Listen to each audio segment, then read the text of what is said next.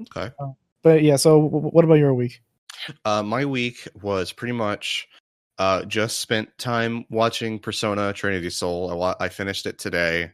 It's only 26 episodes, but I would just get into a habit of like, I'd get home from work, I'd eat dinner, and I'd go and I'd binge the show as much as I could. I got like through 9 episodes in the first night.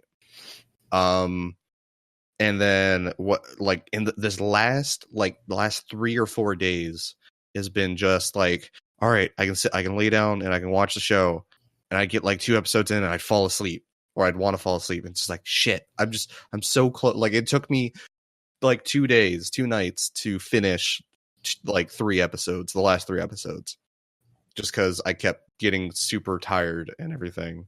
That show. Okay, so Skylar, when I first mentioned the show, you had said that the show, like, according to what you had heard, the show gets into like Philemon stuff. And I assumed that because I heard people talking about it dealing with lore over the course of the series that this game is tackled. I didn't really know anything about it aside from the fact that people really don't like it and that it's apparently boring and that it handles some series lore stuff that it kind of goes in a really dumb place with it. That was what I'd heard about the show before that. And I didn't know anything else about it. Okay. Now, just full disclosure, I have not completed a Persona game at all. I really need to, but I haven't. So I only know as much as I kind of know from playing Persona 1, Persona 3, and Persona 5. Man, what are you doing? Sorry, I was trying to move my mic. There was God wires, damn and it just makes too much noise. I'm sorry. Why are you like this? I can't sit in one position for like more than an hour. Get a nice comfy chair to sit in sometime. Even when I get a comfy chair, I still like move about. I just can't be like sedentary when I'm sitting down. All right, that's fine. So I'm going to, okay. So, see, because you said like if I give Persona Trinity Soul a good recommendation, you said I'm not allowed to have an opinion anymore. An opinion ever again, yeah. Because I have literally never heard a positive thing about this show ever before in my entire life. Okay, and let me say, there is no mention of Philemon at all. Okay, is Philemon related to the Sea of Psyche / unconsciousness? That's a thing from what, Persona like 2, I think. Okay. I think I actually don't know because that isn't mentioned, if I remember correctly, in Persona 3. It's not mentioned in Persona 4. It's for sure not mentioned in Persona 5, unless you count like the metaverse stuff. Is that in Persona 5? Unless you count the butterfly, which the butterfly was supposed. Okay, so that's the thing. The butterfly was supposed to make you think it's Philemon, but then it was actually Lavenza. Yeah. So, okay. Things does stuff with Persona lore that people might not like. First thing, personas are basically stands in this. Like to the point, like, you can use them in the real world. Everyone can see them. Which only stand users can see stands, but in this, everybody can see a persona. If your like mental strength is strong enough, otherwise you see like a vague shimmer. The persona designs are all pretty basic. That you don't get any like extremely like unique designs. They're all kind of just basic, different colored robots with like kind of robot-y, like very clearly like human design, or shaped, but metallic looking and stuff. It does one interesting thing. It introduces a concept of like reincarnation with how people work. So what happens is when you die, you get absorbed. Your soul gets absorbed into the sea of unconsciousness, and then eventually you become reincarnated as a persona. Also, Personas are extremely common in everybody. Some do not appear, but there at one point was a very large quantity of persona users only 10 years prior to when the show starts, which would be 2009. But I don't think it makes any sense when you take into Persona 2 and 1 into account. And 3, because Akihiko is there and he remembers 10 years ago. Wait, so this takes place 10 years after Persona 3? Akihiko is a grown adult. So when does So he Persona been like, he's in high school Persona 3. I think he's a third year in that game. No, he's a second year. Because I don't remember. I think he's a third year in Persona 3. Okay, well in Persona Trinity Soul, he's probably about 28 at most. So 10 years from that, he'd be a senior. Persona 5 retcons this out of existence completely. Yeah. Cool. What I like is okay. So one, I love Persona 3, 4, 5 character designs. I like the art style, and you just get more of that, those kinds of designs. Everybody looks unique. Everybody has their own personalities, and they actually all of the main party gets their arc in a way. It's usually relegated to like 1-2 episodes, but for each character, but it does a good job, I think, of making everybody feel kind of complete. Especially, I think her name is Kanio. She's got red hair. Her whole thing was that her family and she were in a car crash, and that's when her persona activated, because in this, personas are activated through like traumatic events. That don't make no sense. Well, traumatic events or moments of serious stress. So her persona. That's kind of how they work Persona 3, I guess. But whatever. So, yeah, but in Persona you needed to have like an evoker, which is why it was shaped like a gun. Because it made you feel primal fear. And so guns are primal fear. Yeah, it was like the fear of death, right? Which feels like a JoJo Part 3 reference. To be maybe. Remember when he shoots the gun at his head and then Starflight catches the bullet? Mm-hmm. Well, in this, everybody actually has a natural reason to feel fear, not like a toy gun. So Kanio, her family is in a car crash. Her persona activates to protect them. But as she's like shielding them from like debris, her younger brother, who wasn't wearing his seatbelt, goes flying out of the car and slips. Seatbelt propaganda. and he unfortunately slips out between the gap and like just as the persona's arms are closing, so he dies. And I should mention her family is like a blended family, so it's her step brother, but they're like very young, so it's just always been her brother. And her stepmom is like really traumatized by this, and there's a moment where Kanio is like, "Mommy, can you help me peel this orange?" And she's crying at the little shrine they have for her son, because that's a thing where you build like a little shrine. Japanese people have those in their houses. It's a thing. Yeah. So she's at that, and Kanio comes up and she's like, "Can you help me with this orange?" Which was a thing she always did with her son. And then she smacks it out of the girl's hands, and just like, "Why couldn't it have been you?" And that got him. that's that character's arc of just like, I have this horrible relationship with my parents, especially my stepmom. I know I'm like 16, but I live in the dorms to my private school, because I do not want to be around my parents, because I blame myself for my brother's death. Other guy, his dad walked out on him, and then he proceeded to live with like several stepdads and family members that all hated him. And he grows up to be like a Ryuji type, where he's just constantly rebelling. His hair's different and afro-y, and that's how he like rebels against the system. Morimoto is an orphan, but actually she's secretly a robot. which is like a late term like twist of Morimoto's had like fake memories this whole time. She's been working with the enemy faction unknowingly, and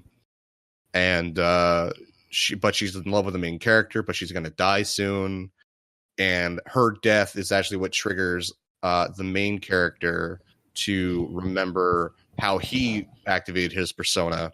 His persona was activated 10 years ago when a large wave of just apathy syndrome broke through the town of Toyoma Bay. And his whole thing was like he killed his parents unintentionally because he was trying to so his parents had personas. They didn't use them because that's right, the lore is the biggest lore is you can't use your persona by the time you're old enough to become an officer in the police corps. So like once you hit like 25, you can't use your persona anymore unless you take pills. That's the dumberest part I've heard. That's the dumberest part because Adachi has a persona in Persona 4. But Persona 4 didn't exist. Persona 4 didn't exist at that point. So it's like but nothing about having a persona. But adult character. What about Persona 2 had adult character personas? Don't worry about it. You only saw Persona 3. So lore wise, it doesn't do a good. It's not consistent with any of the other material. But I take that as, well, it's an SMT series. It's SMT, so it doesn't necessarily have to follow the same rules because that's how the SMT metaverse works. Rules are different mostly between different franchises and games. Yeah, so usually characters don't just show up from other things in SMT games. Persona 1 character shows up in Persona 2. Well, yeah, but the Persona games are the outlier because those all take place in a consistent universe. Persona 3, 4, and 5 do. No, Persona 2 also does, because that's why Philemon and Nyla aren't as big of a problem in those games, because they were defeated in Persona 2. Oh, okay. I thought Persona... Oh. Well, what the fuck is Atlas's problem? Just fucking include them already.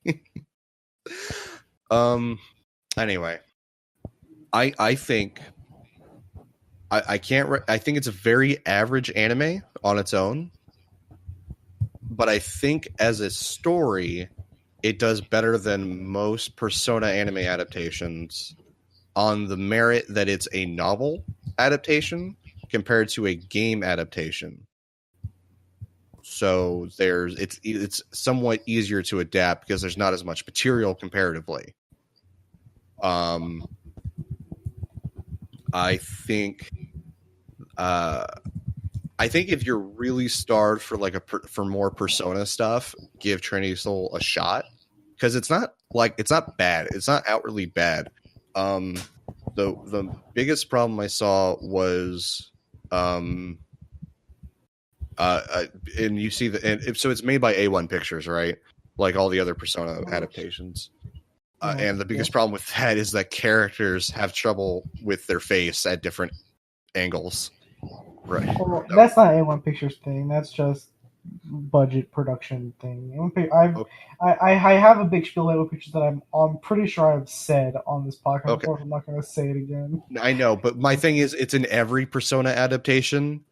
Yeah, so you're all low budget as fuck. Yeah, so you're getting that again is what I'm saying. That's consistent through all Persona adaptations. We can confirm. I did the research. We can confirm that's consistent. I don't know. It's an average anime. I'd give it like a 6. I've heard basically that people say that it's aggressively mediocre, which is bad than being worse than being terrible. I wouldn't call it mediocre. The most consistent thing I've heard about it is that it's boring. I didn't find it boring. I actually found it pretty interesting in terms of if you consider the idea that if you don't look at it as being necessarily connected directly to the Persona universe, which breaks because Akihiko is there, but if you take it as its own separate Persona universe, I think it's fine on its own as its own little thing. I think it does everything it tries to do, and I think it does it effectively. I thought the narrative aspect of like fucking so make artificial humans, right? And then equip them with personas, and then give them the ability to absorb other people's personas, but that causes them to become more and more unstable, and they have to rely on these pills of a pharmaceutical company that's no longer supporting them, and that's like the big conflict. But then there's the secret conflict. Big Pharma is the enemy of this show. No, actually, the enemy of this show is the clone of the big pharma guy's daughter, who he experimented on 10 years ago. So Big Pharma is the bad guy then, because Big Pharma created the big bad of this show. Yes, but really, it's not Big Pharma. It's actually because the Illuminati controls Big Pharma. Because so Akihiko and his crew. So this is all consistent with the big pharma anti-vax shit. No. See, I liked this idea of what they were going for. Of like, so Akihiko was part of a special force specifically made to like scrub the truth about like Persona users and stuff. But like just above them are people also from the shadow organization, which is never given a name, that are trying to like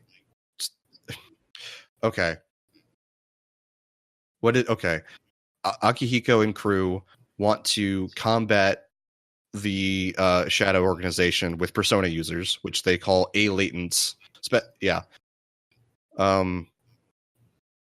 But just above them in their same organization are members of the shadow organization that are trying to hide personas, and they're trying to shift the global consciousness to like suppress people's abilities to use personas, which is why there's so few people that actually have personas now, 10 years after, like in 2019. Because Cypher, it's literally just Cypher. Cypher is trying to control information and human consciousness. Do you understand? Yes, I understand. Okay. I understand the concept of okay, good. I think it's I think it's average, but I don't think it's bad.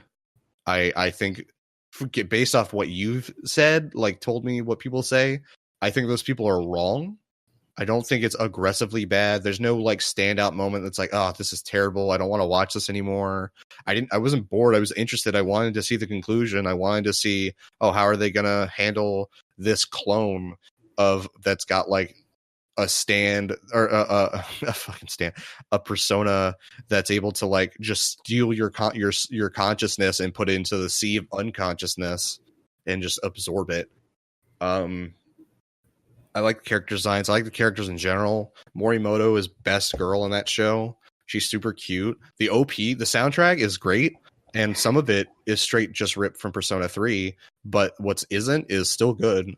I definitely like Skylar. Literally after the show, please watch the second OP. It's super good. It's a good OP. Okay,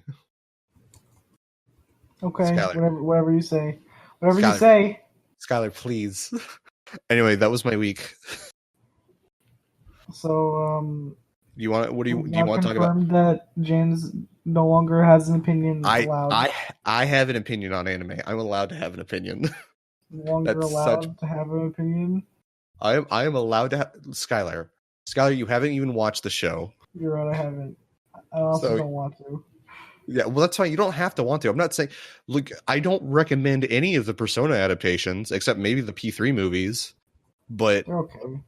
Yeah, but like if you really want a Persona adaptation and you're waiting on something, watch Trinity Soul. It's probably about the same quality as the other ones, right? So whatever. I mean, I don't know. Well, the thing is, no one really recommends the Persona anime over the games, but it's just because those games are in a weird spot. Mm-hmm. Um, I'm just saying where it's it's like, not as bad. I'm just saying it's not as bad as people make it out to be. That's all. okay. So let's talk about Berserk.